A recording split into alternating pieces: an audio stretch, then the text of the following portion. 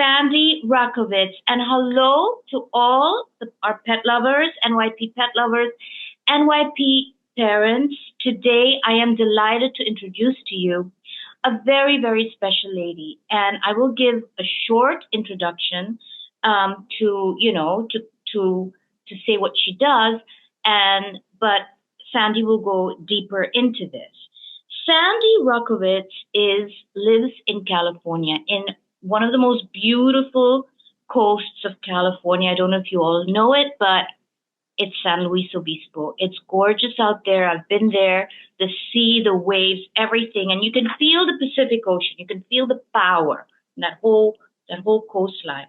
So Sandy Rakovitz is an award-winning animal wellness, life and business coach, and leader in animal-human potential alchemy around the world. Now, get this. This for me was mind-blowing. The animal-human communication, the bond, and that huge healing connection both ways. Sandy guides people to find their voice and realize their dreams through innovative, multi-dimensional coaching, animal communication, and soul power programs. Her website is onehearthealingcenter.com, and we're going to display all her credentials, everything, so you can get in touch with her directly. Yes, Sandy? One Heart University. So originally was the One Heart Healing Center for a long time. Oh, okay. And in the last few years, I opened up One Heart University. So it's both websites, but the current, and if you go to the Healing Center, it will direct you to One Heart University, but the university has all of the current things now. Brilliant. Thank you for letting us know, because that's important. So Sandy, let's start. I can't wait to jump into certain topics that we would like to talk today, but I would like you to tell us who's Sandy and how did you get into this? So I have been an animal lover my whole life, but I didn't grow up with animals in my household. And I was able to start riding horses as a youngster, and rode pretty extensively and showed horses, and started training horses as a teenager, and thought that was training and teaching riding was going to be what I was going to be doing in life. And in my 20s, I got a young thoroughbred off the racetrack horse, and I was not able to reach him. I bought him as a lesson horse to use to teach people how to ride. But he was a great teacher, but not in the way that I thought he would be. Mm-hmm. And so there were a lot of elements about our kind of working with him that were quite challenging. I had never come across somebody that was as hard to reach as he was. And that started me on a pretty different path. That and my own physical and emotional things that were going on. I had panic attacks when I was a teenager. So I was dealing, into adulthood with that, as well as some back issues from old falls and whiplash from car accidents. And so all of those combinations of things led me into a more holistic vantage point, which in the 1980s was not that common. Mm-hmm. And so I would learn something for myself that would work, like working with flower essences and essential oils, and working with crystals and homeopathy. And I would start trying those things out with my horse. And at the time I had a cat as well. And they helped. And then I started at the Barbara Brennan School of Healing, and for working in the energy field and consciousness with people. Mm-hmm. And that was an amazing experience. It's a 4-year program. And I started practicing all the skills that I was using with my horse, as well as with human practice, clients. And I found that to be astonishing. So some of his behaviors, he'd start, like I'd reach out to do something, like literally physically reach to him to put a halter on or to walk with him. And his ears would go back, his eyes would get squinty, his head would go up, and he would be not want to move forward. And so I came back from my first week at the Barbara Brennan School of Healing. And after trying what I would normally do for a few minutes, I got inspired to try some of the things that I learned that previous week at the school, which was coming into my own center, grounding down into the earth, clearing my whole energy field, something that I could do standing and, within a few moments. And I noticed his expression immediately changed. And I also noticed that as soon as I reached out, in retrospect, realizing I had kind of dropped that clarity and movement out of my old habitual patterns. And he would do the same thing again. I would go back in, center and ground. I would see him change again. I'd reach out. That didn't work because I was coming out of that more balanced, coherent state. And so I didn't have a lot of words for what was happening, but I definitely started seeing an effect. And I was like, somehow I'm onto something. I don't really understand it fully, but the more I did practice working in my own self and coming into balance, the better our relationship got, the better his behavior got. It started giving me a very different perspective on bad behavior, and puzzling behaviors and difficult behaviors.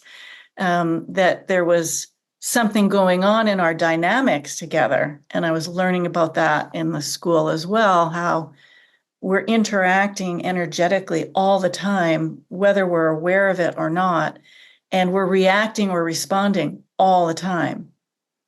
And so when I would practice coming into my heart and my center and grounding, I was balancing things and no longer kind of pushing my will at him, what I thought ought to be happening, and in a more pushing way or demanding way. And he liked it when I went into a more neutral state a lot. Yeah. Yeah. I want to say I have started studying animal communication. And because I started studying it, that's how I came across your name. And I Googled you and I saw, your university and your website. And I thought, wow, she's beyond animal communication. She has many more qualities, knowledge, wisdom, qualifications.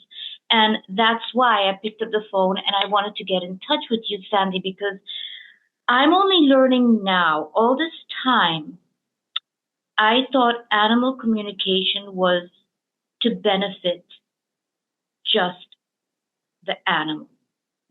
Ask him, where are you? Or if he's or she passed on, our pets.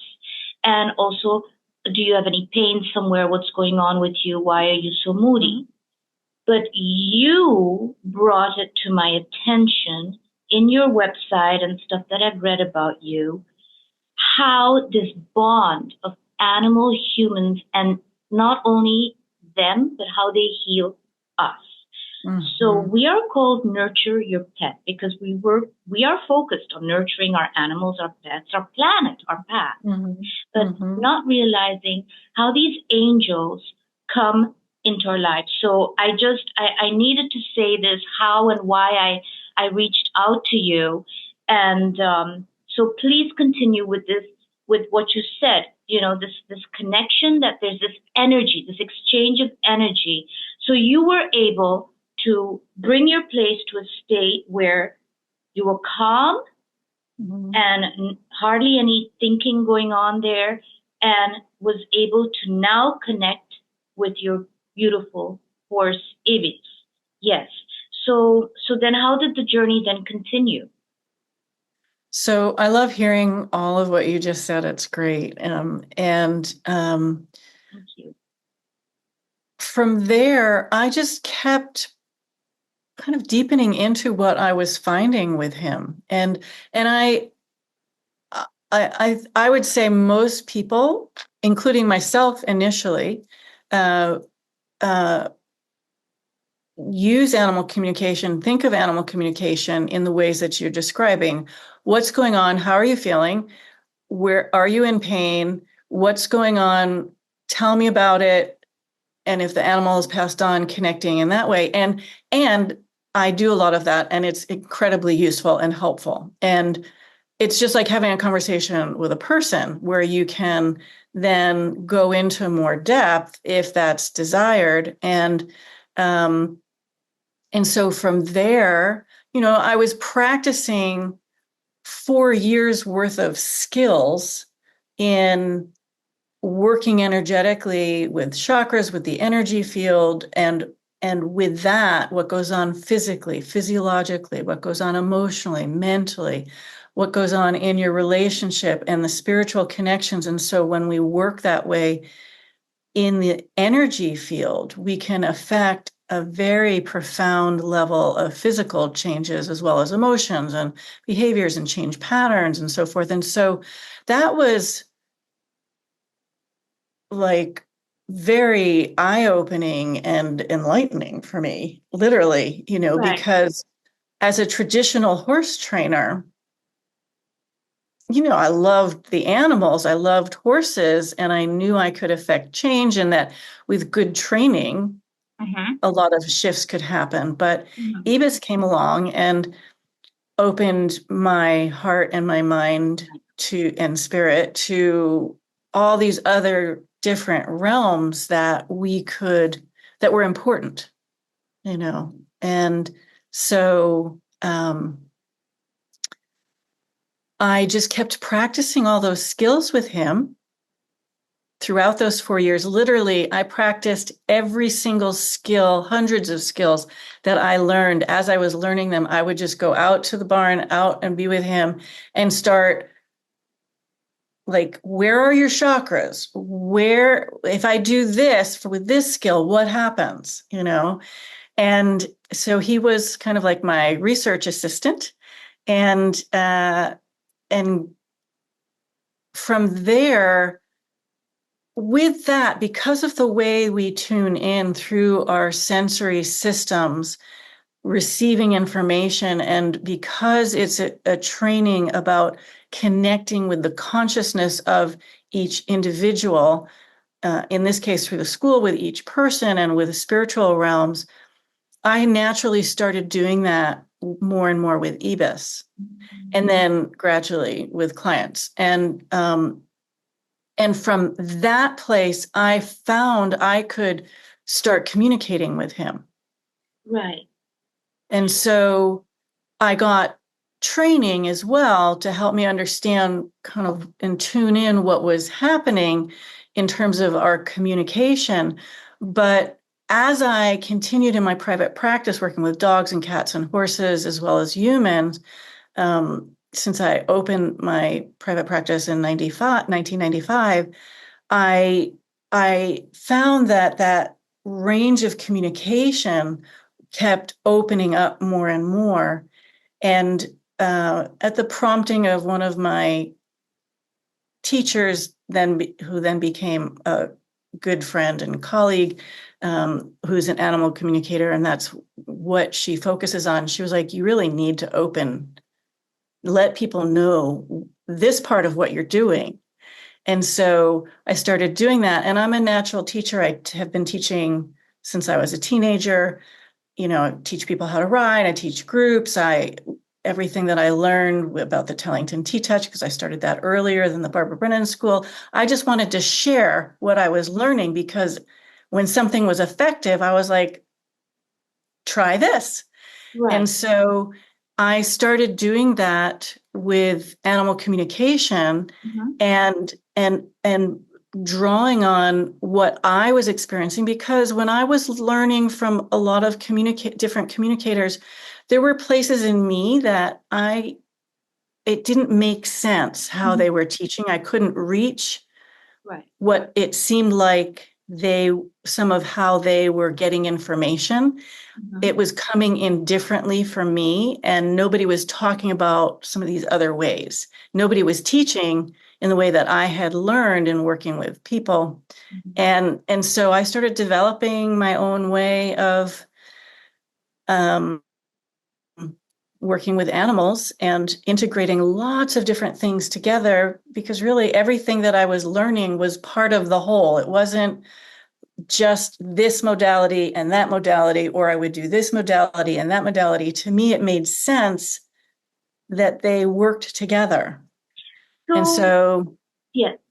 go Can ahead. you give us an example, Sandy, on what modalities work together?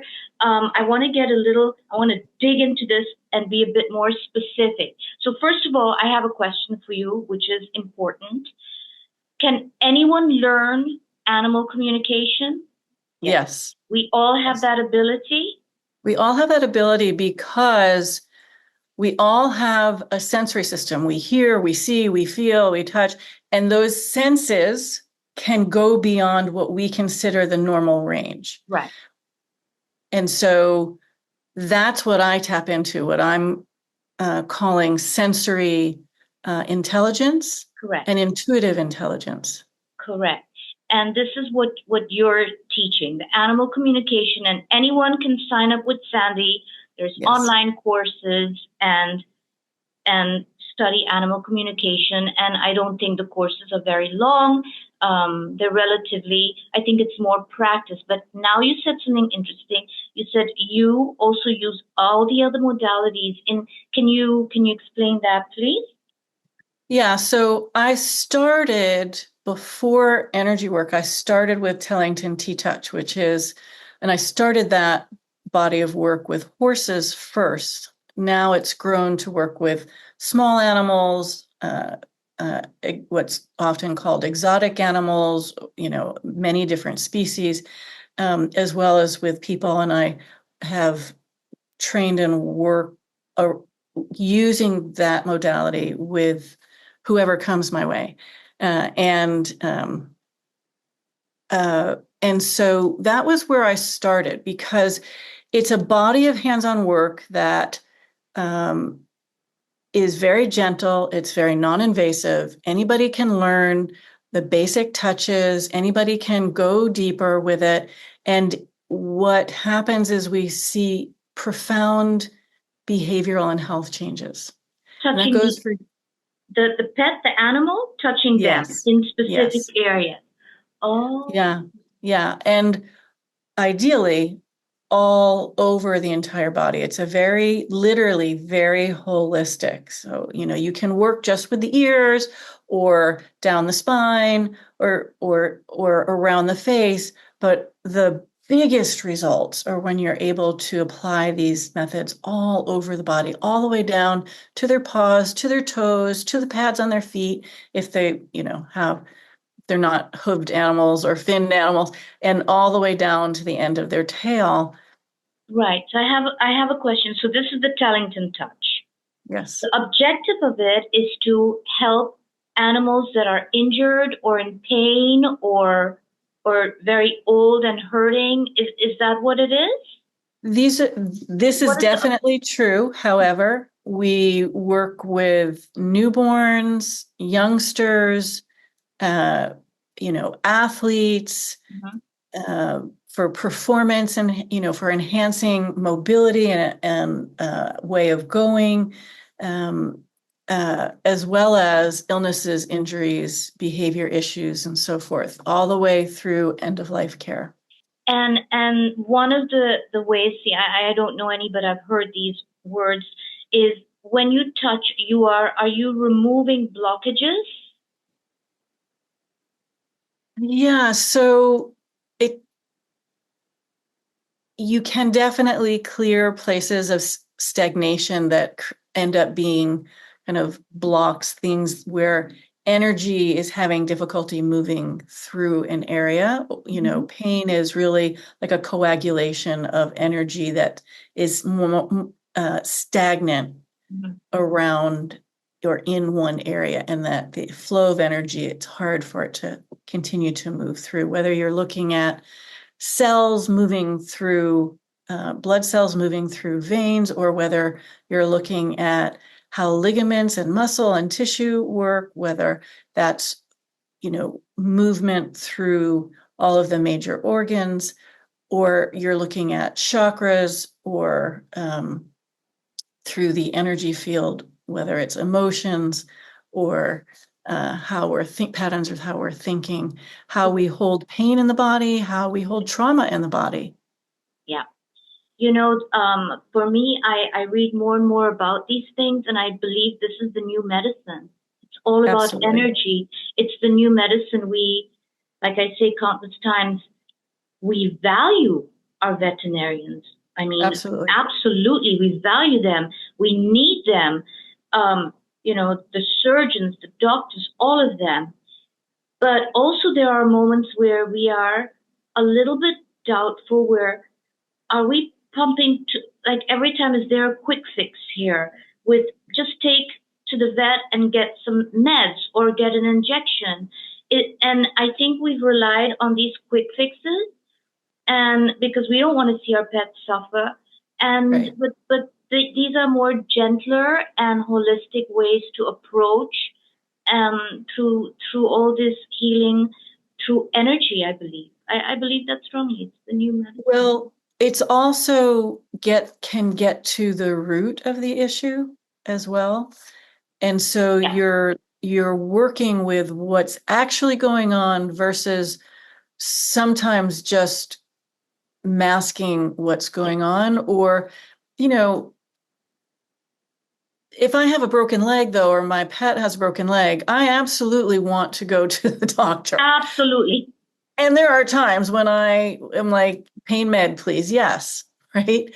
Um, and so there's definitely a place. And I think that energy healing is actually based on ancient principles that's brought forward into modern times. Tellington Tea Touch is its own body of work that taps into intuitive wisdom, uh, and is not energy work per se. It's literally like doing these 1 1/4 circles, which seems like, how can that possibly do all the things that I said?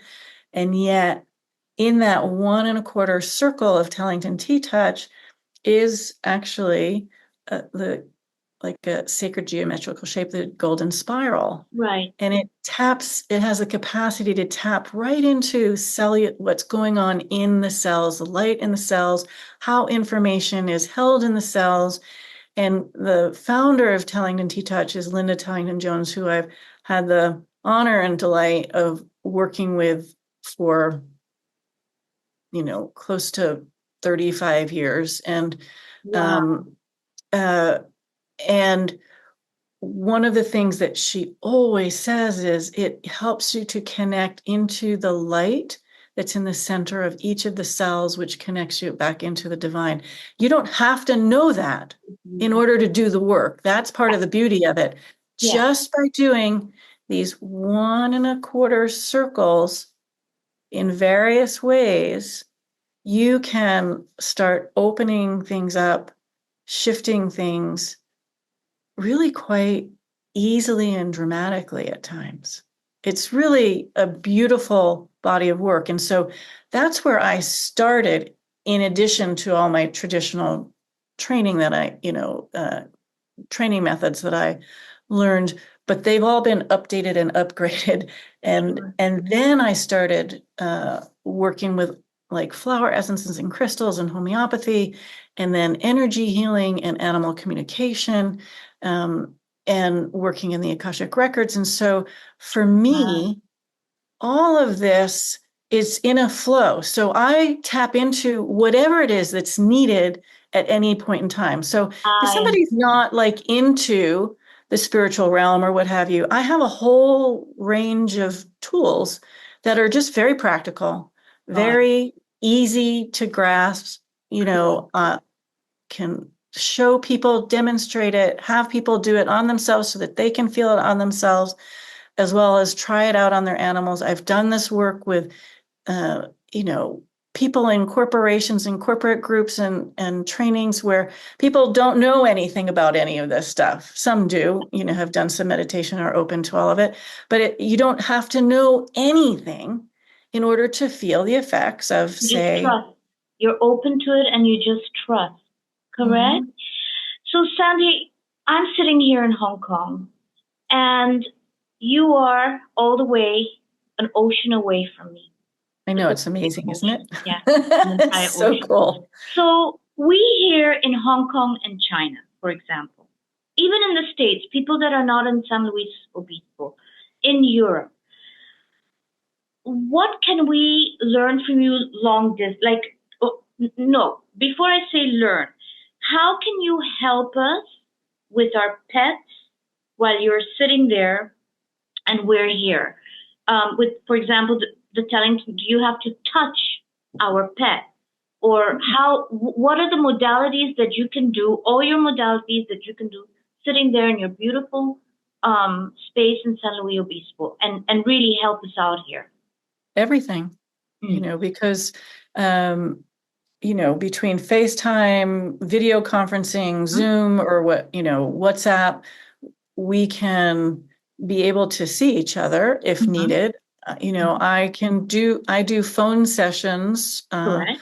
all the time, and often what works best for people who are overseas is either Zoom or WhatsApp. Those are, Correct. and um, for me personally, I don't need a picture of your animal. I don't need to see your animal in order to tune in to help you and just do animal communication or Akashic readings or energy work.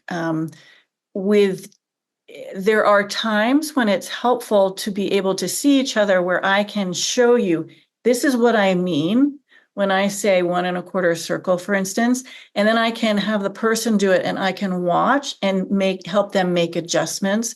I Mhm. can watch how their animal is responding, but we don't have to have that. That's like the part of the beauty of the work Mhm. is that it's so applicable long distance. I Right. mean, I don't really have an in-person practice anymore Mhm. since I've moved to Correct. California. Sometimes when I do retreats, when I do workshops, I'll do local work. Occasionally I'll work with somebody in person locally, but most of the time it's all via phone and long distance.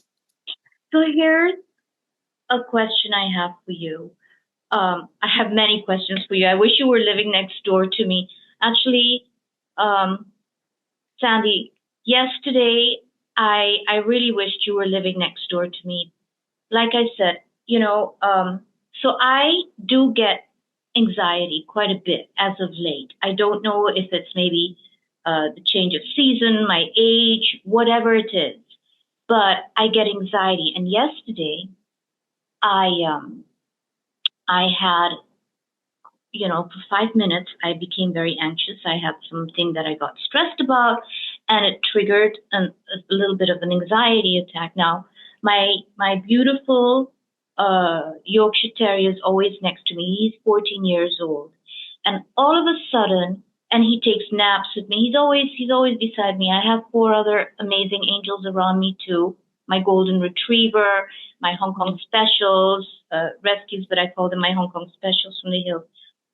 But what made me, what all of a sudden, Nico, my little Yorkie, he steps away from me, and he's never done this before. Well, not never, but in years, he walked away from me, and he suddenly let go in the middle of the afternoon of his bowels, and they were very liquid. And so I said, well, what has he eaten? Maybe did he pick up something on the walk? No. So it got cleaned up. And he came and sat next to me, and he was shaking. And then I realized, you know what? He's feeling my anxiety. I think so. He's feeling my anxiety. Who's this little furry friend we have here? This is Cassia. Hi, Cassia. And she's actually a registered support animal. So she was responding to what you were talking about.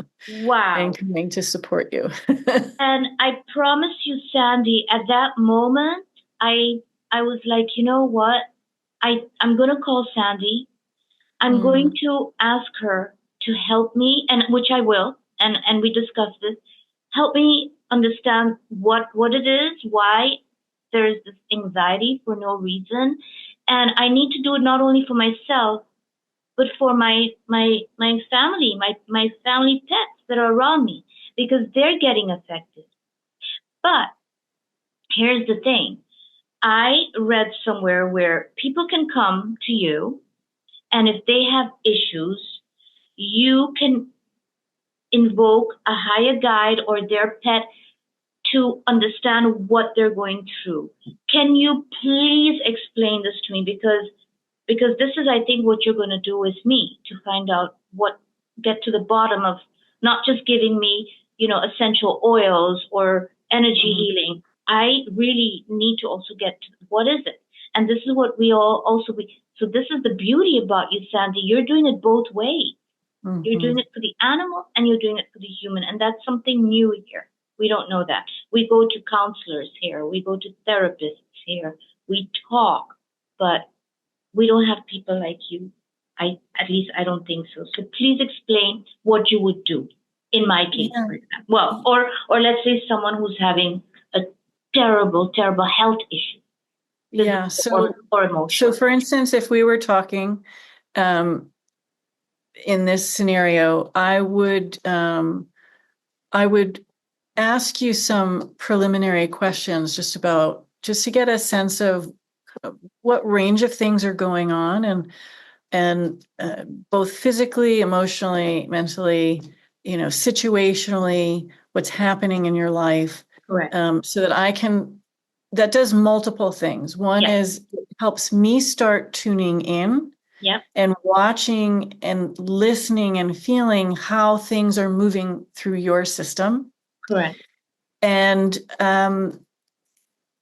I really, the work is listening on multiple levels in multiple ways. Right.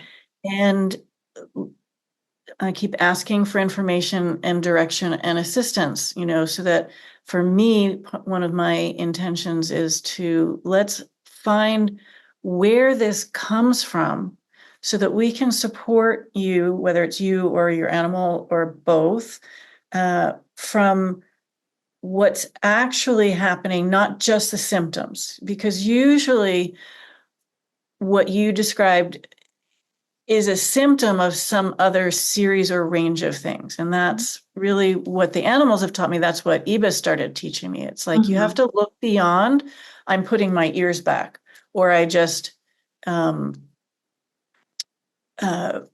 emptied my bowels or something. Not to ignore those things. Absolutely, totally important. You've got a 14-year-old, so there's lots to look at and work with there. And depending upon what a person comes to me with initially, and we'll maybe start with your dog and go there for a bit, and everything will lead back to itself, to what's needed. And there's no right or wrong way to start. It's just, let's start here and see what comes up, because sometimes you've probably found this, when you take the attention off of the immediate urgency and you start kind of looking around, and other information starts to come in that you might not have thought was part of what is the actual issue. Like if somebody had told me, going back to EBS, because I was describing that example for a moment, if somebody had told me, I need to work on what's going on in here, and started there, in order to affect what he's doing and do the skills. It might not have made sense to me initially at that time. Right. Now it totally makes sense. But at that Right. point in time, I hadn't ever heard of that connection. Right. It didn't make, and so,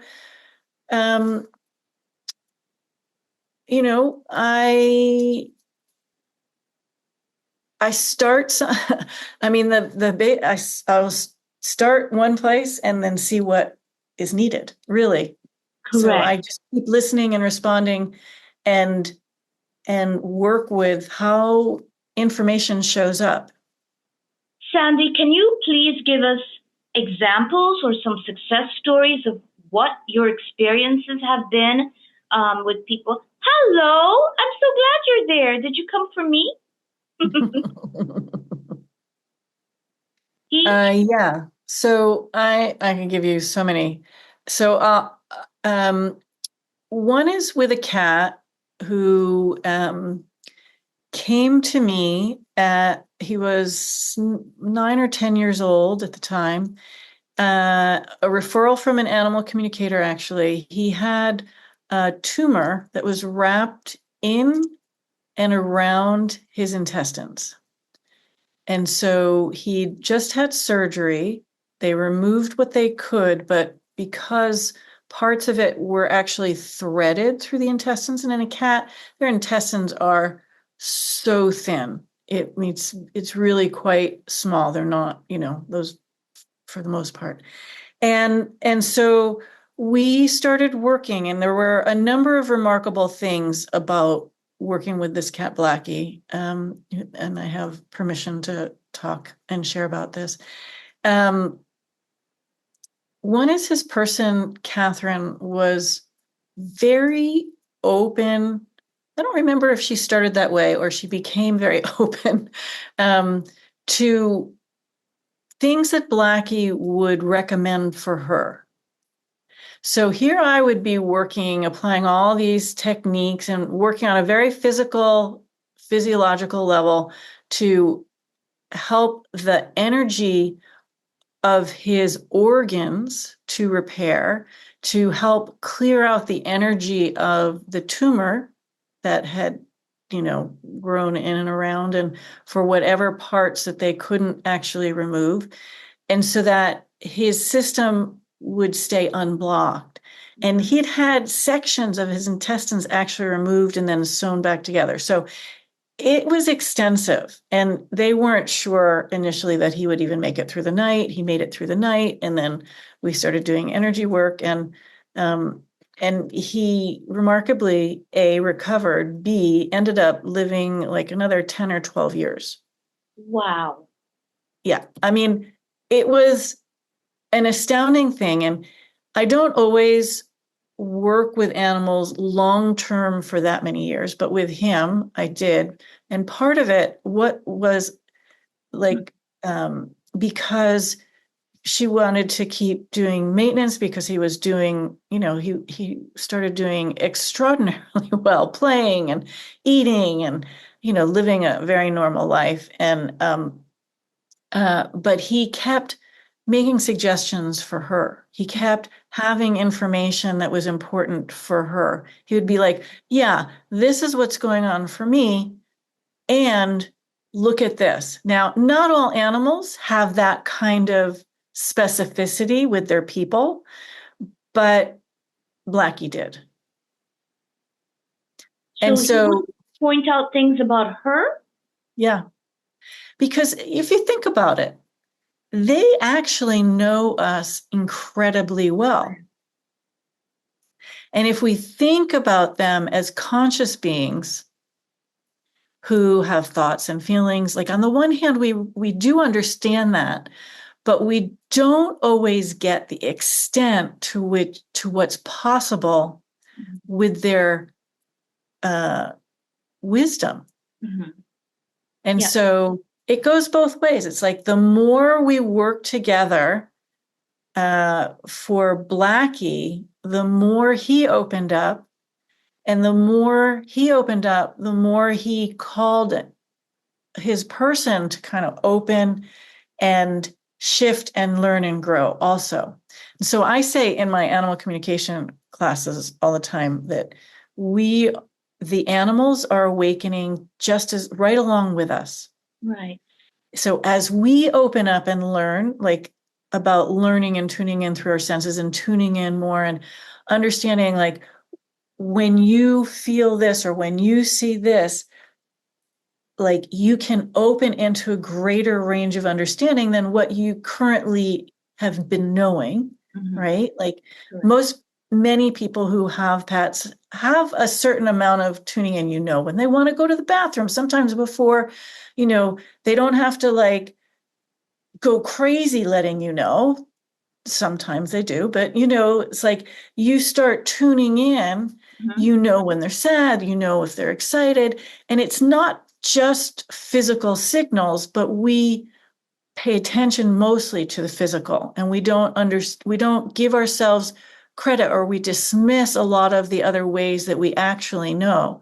And so when we start opening these things inside of ourselves to tune in and understand and to take them in more fully, just like we might want to with a good friend, right?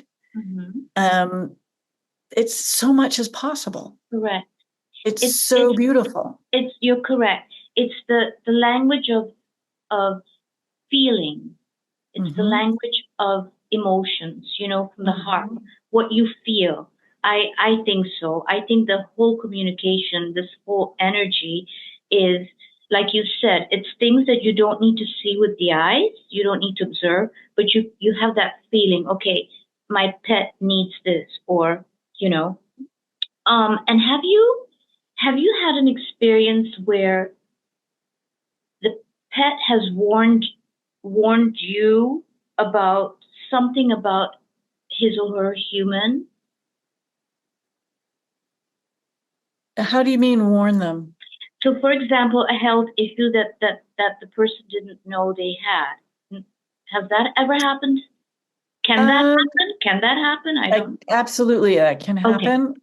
And I think the clearest examples that I have known of that have been not actually my personal clients, but I know several people whose dogs would like alerted them that they had a spot of cancer someplace. So they kept going back to that spot and licking it, or going back to it. And over time, each of these people were like, I wonder if there's something going on there, because this isn't going away and this is not like them. Correct. Right. One of the most recent ones that it is a dog that, he's a dog of a physical therapist, and he comes into her office, where she does physical therapy with people all the time, actually a personal trainer. And she works with cancer patients. So she told me about one instance where somebody had cancer on the top of their head. Oh my. And it was a gentleman who was bald, and her dog kept going to that spot. I think he climbed up on the chair, which is very unlike him. And she was like, you should check this out. And he was like, well, I just had a checkup. He goes, but Charlie, this dog knows things. And so he got it checked again, and sure enough, there was an early stage starting back up. This is incredible. This is incredible. So, so the other thing I also wanted you to touch base on a bit is what goes on with when we have our senior pets, pet hospice, our pets getting old. What is your valuable opinion, and what can we do for them? What can we do? There's so much. I mean, this is an area that's very near and dear to my heart. I've had a number of cats, dogs, and horses who've lived very long lives. and two horses that have lived to 37. The horse that I currently have is 32. That's like very old for a horse. One of my dogs lived until she was just like a month before she was 18, and she was a mid-sized, 50-pound dog. It's highly unusual. Cats live into their late teenage years. So I've had, as well as clients, so I've gotten very, very deep experiences with being able to support different species through those times when, their bowels, how they go to the bathroom changes, how, some dogs will get stuck in a corner. They're not able to get up and down off of the couch, like those mechanical based things. They take forever to go for a walk, like because they're just not able to move around the same way. Their appetite changes, their behavior, how their interaction, maybe they've gone deaf or they've gone blind or partially blind. Like there's so many different changes. And because of our excellent medical systems, Right. we have a lot of animals who are living longer lives. And so many people are needing to deal with that. And so all of the range of work that I do is very, very supportive. I Okay. have of this aging process, literally from the moment they're born, or when the moms are pregnant, even we do a lot with that, all the way through the very end stages, through that actual transition, when whether it's a natural death or through euthanasia. So and there's things that I can show people, teach people. I have a pet hospice senior pet Oh, series that's wonderful. available on my website, Yeah. and it's I made that when one of my dogs, Haley, was in her last months of life because we were dealing with cancer with her, and so I gathered stories of animals that I had personally, but that I also worked with, and not only from my perspective, but some of the stories, things that they had to share about their process going through that, um, and all kinds of information about digestion and physical based stuff, emotional stuff, all sorts of things that we can do to support our animals. And all of the tools that I share in there are useful really for a whole scope of life, but it's specifically geared for, anybody who's aging and moving into or is already in that situation. I had one person who came to me for animal communication for training. She was already a communicator, but needed some help working through some things, and uh, got that class a long time ago, uh, and then recently, very recently this year, when one of her animals was having a very difficult time, she pulled those classes back out and listened to them Mm, again. And she wonderful. said that it totally changed how she was through that process. It opened things in her that she wouldn't have understood what was happening, how to better be within herself as well Right. as more present with her animal. And she said it changed everything about her experience, not only during that process, but also through that euthanasia process and even afterwards, and helping for her heart and that process. And that just, you know, uh, there's so much that we can do, because we're often, I don't know about in Hong Kong, but here and through this country and our culture, it's a very taboo subject, death and dying. It's really not in a comfort zone at all. It's a very difficult subject for people to talk about. It's changing, it's opening because of the hospice movement, but it's still really challenging. It's difficult. we don't want to think about our animals aging. We don't want to think So hard. about what's going on with them. We Yes. don't want to think that they're going to die. They're going to live forever, right? And that attachment, that connection goes so profoundly deeply. For some people, more deeply than with humans. Yeah. That's part of what, they help us find the depth of connection that we long for, Yeah. right? And that unconditional contact, connection, bond, love, Absolutely. And it's funny that you say that. Just yesterday, I had to go to something in Hong Kong where it was predominantly Hong Kong Chinese people there. And it was kind of introducing yourself. And I said to one lady, "Oh, this is my card." And I had nurture your pet. And she looked at me and she goes, "Oh my, I just lost my dog, and he was 15 years old, and I lost him just 3 months ago. I still can't get over it. And when my mom died, it was almost the same or more than the grief." And so we talked a little bit about it. And as I walked around, this Chinese gentleman, wonderful gentleman, he was maybe like in his 50s. Now, remember the culture that we have here in the East?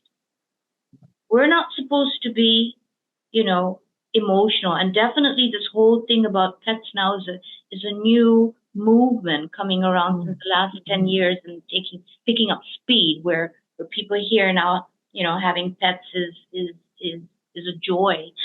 And again, I give my name card and immediately they're like, "Oh, nurture your pet." And he burst out crying, Sandy. He cried. He cried. He goes, "Oh, oh, oh, I just lost my dog." And I wanted to hug him. I really wanted to hug him because because I could feel what he felt. Obviously, I've gone through it a couple of times. And the second thing is um, for him to be so honest and to feel comfortable to cry about it. Because that's the other thing. I remember when I was growing up and with pets, and when our pet died, you just didn't talk about it. It was like, okay, because people didn't really have that much empathy for you mourning your pet. They didn't. There was no. Oh, it was like, okay, don't worry, it's a pet. It's a pet, right? So when I lost my Gina a few years back, that was a very traumatic experience for me because I wasn't even prepared for that. That was surgery and gone. And it wasn't the vet's fault. She tried her best. But then now I have two senior citizens at home. I have my golden, who's 14, and like you said, struggling going on the sofa. He would always up on the sofa, up on my bed. I carry him. I'm not going to deny him any of that. I carry him on my bed. And then I have steps here for my little Yorkshire Terriers because my golden retriever will not walk on those steps for some reason. So he gets carried. So I contacted a very, very dear friend of mine, a pet loss grief counselor who helped me get through Gina. And I said, "Kate, you got to help me here." And she goes, "What, Nita? For you, I'll do anything. Just tell me what you need help with." I said, "Kate, last time I got to know you was because I was looking for a pet loss grief counselor, and by then I had already lost my pet. Now I have two senior citizens, and I know I'm going to lose them soon. They're 14 years old. What can I expect? How do I prepare?" So, so she also counsels on how we need to prepare ourselves so we don't have regrets later. Yeah. So these are absolutely. So we don't have regrets, because I lived with a lot of regrets, Sandy, and I needed an animal communicator like you to reach out to Gina and say, "Gina, what did I do wrong? Could I have done anything more where you did not? Could I have known on time that you needed surgery before?" We always beat ourselves up, and that's another thing where your expertise is so needed, where even though our pet has moved on, we are left with guilt, and we need someone like you to help us cross that bridge, you know, and let us communicate and understand more. That's I. Absolutely. It's so moving that this guy was able to just cry. Yeah, I mean, it's amazing. yeah. I wanted to hug, And him, but yeah, didn't. I didn't think it was appropriate right there. He might have been embarrassed himself, So I gave him his space. But yeah, right. isn't that wonderful that Yeah. we're And coming around, Sandy? Us humans, we're coming around slowly, too slowly, much too slow. but that we are opening in these ways is really, really important because honestly, it's through the animals that we can learn so much about ourselves and about being with each other in ways that are much healthier for all of us, really. Absolutely. I spent my weekend reading this wonderful book by J. Allen Boone, Yes. and he wrote this book in 1954. Everything about his experience with all sorts of animals, ants, and flies, and starts I with the know. German Shepherd. He's amazing. But Yeah. so, Sandy, I really want to thank you for your time. I know I've gone way over than what I told you we would. Delightful. I want to, again, if you can please tell all us pet parents, what are the beautiful things you can offer us, and can you just tell us about it again? And I will post it on on our website, how to reach you for your classes directly, and also here on this interview, everything will be quite clear. But what are the classes that you're offering us, for example? So the first thing is if you go to oneheartuniversity.com, that's my main website, and you'll see whatever are the current offerings at this time. So I will keep updating and shifting and changing what gets offered and adding things and taking things off, depending upon all sorts of reasons. But the main thing that you can start with if you want to is a free guided meditation. And so Lovely. there's a little tab right on there that says free guided meditation. Click on that. You can read what that is. It's 9 minutes. Right. That also will get you on my email list so that you get to hear about what's happening, any special offers, and I tell stories and share what I'm offering next. And that is very, very powerful for bringing you into your heart, into an alignment that you can invite and encourage you to invite your animals to do this with you. This is that practice that I started doing with EBS all those many years ago in the late 1980s. And so it helps if you only did that on a daily basis or even a few times a week, you're going to start feeling and experiencing changes in you and with your animal. It's Amazing. very powerful. It kind of might seem, I don't know if it'll seem basic to some people or not, but yeah, it's practice that I take people through in my classes and courses, and often in private sessions. And so it's like the foundation for everything that I do. And then I've got what I'm calling is best behaviors bundle. This is actually something that I put together just for your people. Thank And so you. it's not even yet on my website, but you'll have the link for that. Thank you. And yeah, it was fun to put together. It's a combination of 5 different resources that are really powerful. You can learn how to do Tellington T-Touch, and it's a class, a recording of a class that I did for a local humane society, specifically for animals who were adopted, but it's for anybody. I see so many behaviors down the road that people would come to me with with animals who were adopted that have been gradually escalating over the years, and now they don't know what to do with it. And I was like, Correct. you know what, let's nip this in the bud. Right. Right. So that Right. class is for that. There's a animal communication masterclass online. That's an 8-week program that's starting up in October. Mhm. There's I mentioned the pet hospice and senior care. Very important. There's also a pet loss healing package. So that gives you a couple of privates plus some other wonderful, resourceful information and walk you through doing some Very creating a memorial stone, being able to work with some of the pieces of what's going on. I put together some custom memorial things for you with that Mhm. package. Private sessions, there's an essential oils with animals mini course. There's all sorts of things that you can Brilliant. find. Brilliant. Sandy, thank you so much. We're going to put all this out for our viewers to be able to contact you. And thank you so much for your time. Enjoy the waves.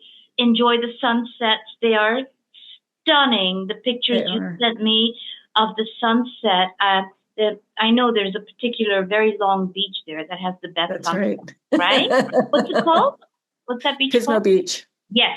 Beautiful, beautiful. Yeah. So you look after yourself, and we will be in touch. And we all here in Asia, thank you for. Well, thank you so much for the work that you're doing and bringing out so many resources and awareness for so many people, and for contacting me and for this time. It's an absolute pleasure. It's a gift. Thank you. It's a gift to get to know you. Bye, Sandy. Bye-bye. Thanks, everybody.